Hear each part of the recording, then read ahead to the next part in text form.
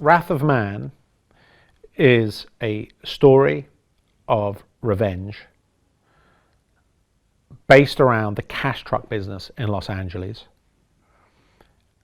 And Jason Statham plays H, who is on a tear of vengeance to find the killers of his innocent son, who was by accident caught up in a robbery. He was a witness at a violent cash truck robbery. Unbeknownst to the robbers that Jason Statham is a crime lord himself, so he's very qualified to find the culprits involved in this heinous and unfortunate accident. Feels like an American heist movie, which is to, I think, Guy and his team's credit, that's what he's making. He's making an American heist movie. So, but I've certainly enjoyed shooting here, that's for sure. The interesting thing about Guy Ritchie's films is he loves to explore these criminal underworld, but all the characters have their own flaws, their own issues, they're all going through something, and that's what makes his films, I think, really interesting, because you relate to a lot of the characters, even if they're a criminal or somebody that might have done terrible things that you can't relate to. You can relate to parts of them. This is one of the hallmarks of Guy's films. Terrific action sequences, as well as all of the signature elements of Guy's style, the dark humor, the clever banter, do you know what I mean? The witty dialogue, much of which Guy writes himself, or some of which on the day that we're filming. There's a kind of a richness of language that exists in Guy's movies that I've always been really drawn to. We've got a great ensemble cast. We've got Josh Hartnett, Scott Eastwood, Annie Garcia, Robert Delaney, Eddie Marsan, Holt, McCallany, Jeffrey Donovan, Niamh, Algar. I really enjoyed working with all of these guys. And they're all very respectful and all very professional. I think some actors find my process at the beginning a bit unnerving. The only reason I know that is because I'm told that afterward. But what we try to do is create a roadmap, which is not too definitive, although initially it's definitive, and then from that I try with the actors on the day to improve the dialogue or the plot on the day as much as we can, and in my experience that usually improves by at least 50%. But what it can do is it can trip up an actor if they've got a significant amount of dialogue to learn. But I'm afraid once you're in the situation, that situation will inform some form of evolution improvement on the script, and that makes it more challenging on the actor because the actor has to start to learn those lines quickly, keeps them on their toes, but it can be unnerving. So Jackson is ex-military. He served in Afghanistan, dishonorably discharged, and now is trying to support his wife and 2 kids.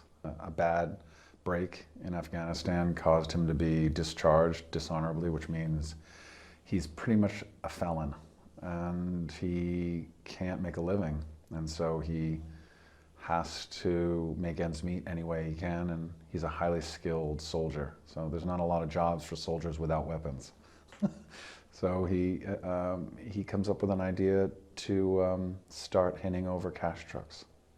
Every criminal thinks they're not a criminal, and he's no different. I think that he has a lot more honor than most people. The way he treats his crew and treats the victims in the heists. But as with any good plan, it just goes horribly wrong, and the stakes just keep getting higher, and he's got to up his game, and that's when shit happens. Dana is a part of this cash truck crew. She works at Fortico, this place, and she's part of this family of kind of misfit guards who you know, they're quick talking. They're quite. It's quite a masculine energy in this place, and Dana seems to be able to hold her own. She's got this kind of tough exterior, but inside she is quite fragile and damaged, but makes up for it by, you know, by her exterior. I think for Dana, she's always been a woman in a man's world. She's strong-willed and she's quick, and she can give back just as well as she takes, you know. Jan is dangerous. Very dangerous. My first impressions of him was he was a hothead. He was very unpredictable, and that I really liked. I was really drawn to that. It was sort of like an exciting character. He was kind of a live wire. The interesting thing about Guy Ritchie's films is he loves to explore these criminal underworld, but all the characters have their own flaws, their own issues, they're all going through something, and that's what makes his films, I think, really interesting, because you relate to a lot of the characters, even if they're a criminal or somebody somebody that might have done terrible things that you can't relate to. You can relate to parts of them. I wanted Jan to be flashy, to be very into his appearance, into his looks, into his into stuff, into things. He likes jewelry. He likes he just likes nice things. Terry runs the cash truck depot. At the start of the story, there's been a recent robbery where one of his drivers has been killed. So he has a heightened sense of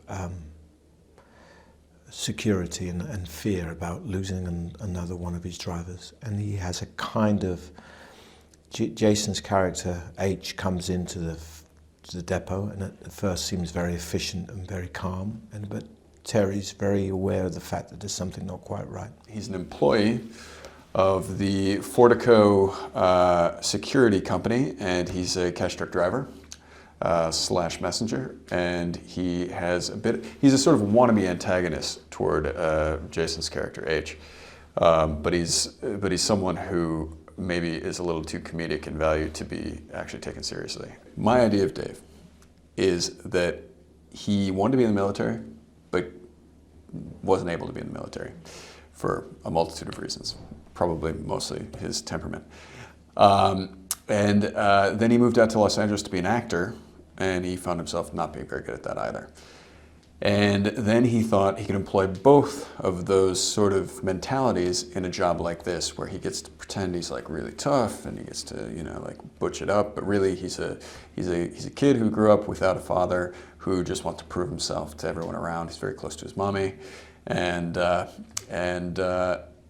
so in order to scare other people off, he barks a lot more than he bites, and H obviously doesn't respond to that, and that's why Boyswaite gets sort of remanded to the background.